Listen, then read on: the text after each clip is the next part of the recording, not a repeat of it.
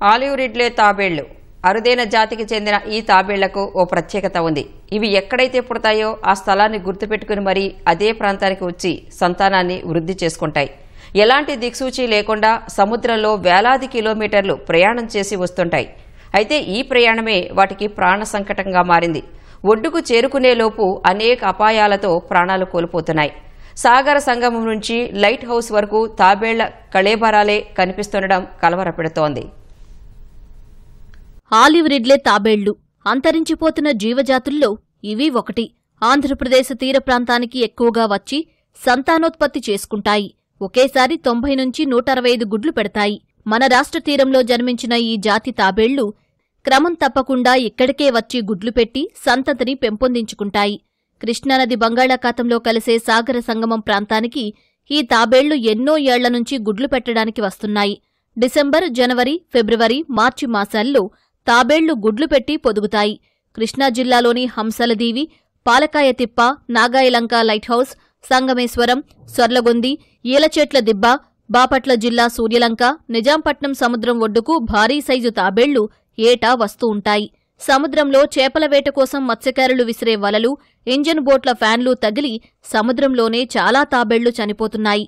వాటి కళేబరాలు ఒడ్డుకు కొట్టుకొస్తున్నాయి. కృష్ణా వన్యప్రాణి అభయారణ్యం పరిధిలో ఈ తాబేళ్లు వందలాదిగా మృత్యువాత పడుతున్నాయి.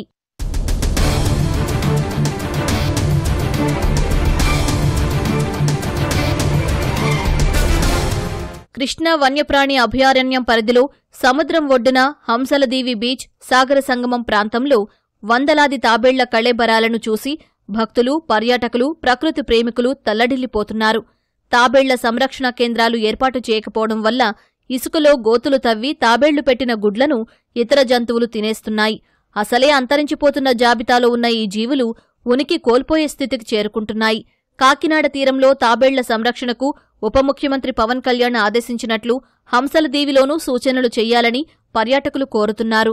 సముద్రపు తాబేళ్లు అనేవి కొన్ని వేల కిలోమీటర్ల నుంచి ఈదుకుంటూ వస్తున్నాయి.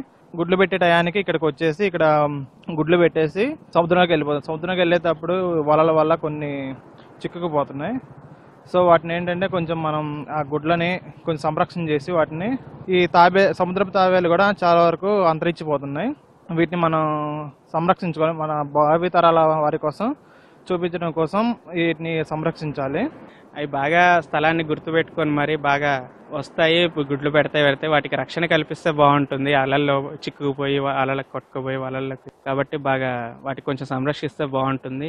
కాకినాడలో ఎలాగైతే ఈ తాబేళ్లు చచ్చిపోయి వాటి గుడ్లకు ఇబ్బంది అవుతుందని పవన్ కళ్యాణ్ గారి దృష్టికి వెళ్ళి వాటికి గురించి ఆయన ఎలా అయితే స్పందించారో చర్యలు తీసుకోమని ఆదేశించారో ఇక్కడ కూడా సేమ్ అలాగనే చర్యలు తీసుకోవాలని ఆదేశిస్తే బాగుంటుందని అనుకుంటున్నాను. తాబేళ్ల సంరక్షణ, పెంపకానికి చర్యలు తీసుకోవడంతో పాటు మత్స్యకారులు, పర్యాటకులకు అవగాహన కార్యక్రమాలు చేపట్టాలని ప్రకృతి ప్రేమికులు ప్రభుత్వాన్ని కోరుతున్నారు.